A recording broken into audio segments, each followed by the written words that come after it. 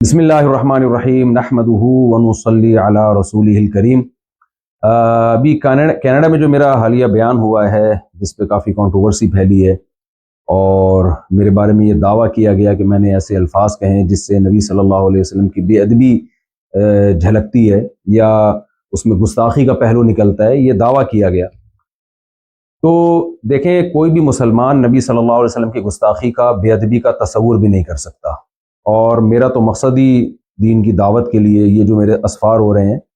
یہ تو نبی صلی اللہ علیہ وسلم کی تعظیم کو بیان کرنے کے لیے اور قرآن مجید کی صداقت کو بیان کرنے کے لیے، اور یہ جو میرا بیان ہو رہا تھا یہ تو تھا ہی، جو لوگ میرے بیان میں بیٹھے ہوئے تھے وہ اس پر گواہ ہیں، یہ پورا بیان ہی نبی صلی اللہ علیہ وسلم کی تعظیم، آپ کی حقانیت اور قرآن کی حقانیت کو بیان کرنے کے لیے تھا۔ لیکن میرے ہی بعض اکابر کو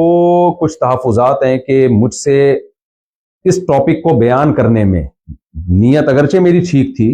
لیکن اس ٹاپک کو بیان کرنے میں الفاظ کی سلیکشن میں بے احتیاطی ہوئی ہے،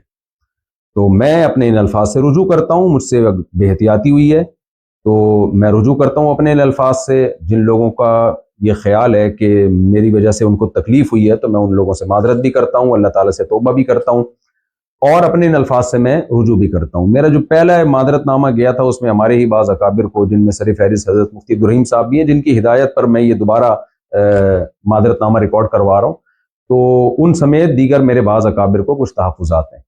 تو نبی صلی اللہ علیہ وسلم کا ارشاد ہے کہ یا بنی آدم کلکم خطاؤون وخیر الخطائین التوابون، اے بنی آدم تم میں سے ہر شخص سے غلطی ہو سکتی ہے، بہترین غلطی کرنے والے وہ ہیں جو توبہ کر لیں۔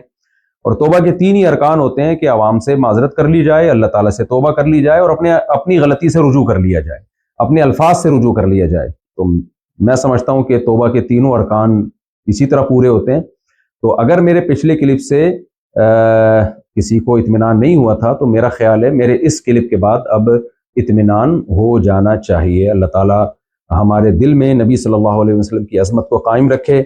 اور قرآن کی صداقت کو قائم رکھے، اور